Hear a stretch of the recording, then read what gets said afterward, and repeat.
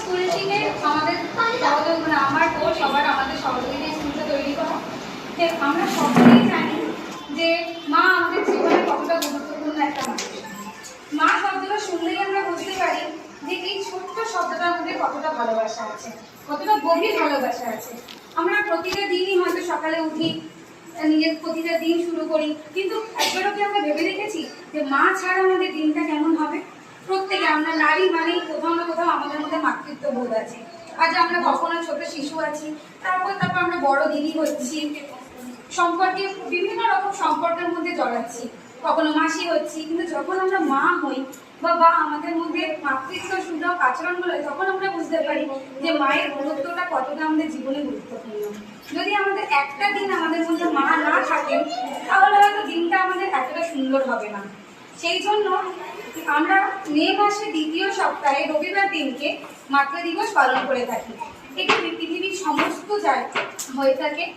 এই দিনটিতে শুধুমাত্র আমরা মাকে ভালোবাসবো তা নয়, আমরা প্রতিটা দিনই মাকে ভালোবাসবো, তাকে বোঝাবো যে সে আমাদের জীবনে কতটা গুরুত্বপূর্ণ। যদি আমরা জীবনে কোনো কঠিন পরিস্থিতিতে পড়ি বা আমাদের জীবনে সবচেয়ে খারাপ সময় আসে, আমাদের জীবনে হয়তো আর কেউ থাকুক বা না থাকুক, মা অবশ্যই থাকেন। শুধু একটা দিন বা আজকের এই মাদার্স ডে উপলক্ষে আমি মাকে গিয়ে গিফট কিনে দিলাম, মাকে রান্না করে দিলাম, কি মাকে আমি জড়িয়ে ধরে লাভ ইউ বললাম, সেটাই শেষ নয়। প্রতিটা দিনই আমাদের মাকে বোঝাতে হবে, ভালোবাসতে হবে, সম্মান করতে হবে।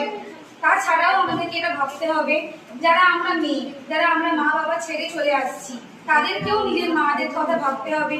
নিজের শাশুড়ি মাকেও নিজের মায়ের মতন করে আদর যত্ন করে ভালোবাসতে হবে। মনের মধ্যে ভাবতে হবে যে তারা প্রত্যেকে মা, আমরাও মা। সেই জন্য আজকের এই দিনটাকে আমরা মায়েদের জন্য উদযাপন করব। সকলকে জানাই হ্যাপি মাদার্স ডে। যারা আমার সাথে আছেন, যাদের সন্তান আছে, যাদের সন্তান নেই, যারা পৃথিবীর যে কোনো জায়গায় আছেন, প্রত্যেকটি মাকে আমার অনেক শুভেচ্ছা।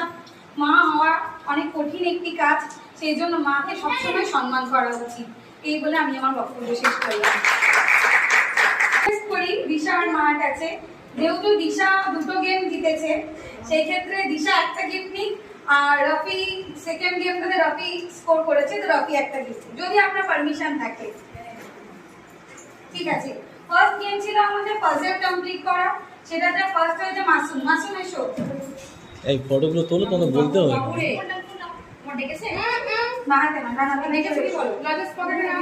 দুটো হাতে নাও, দুটো হাতে গিফটটা ধরো। ফটো তোলো, ফটোটা তোলো, দাঁড়াও, ফটো তুলবে।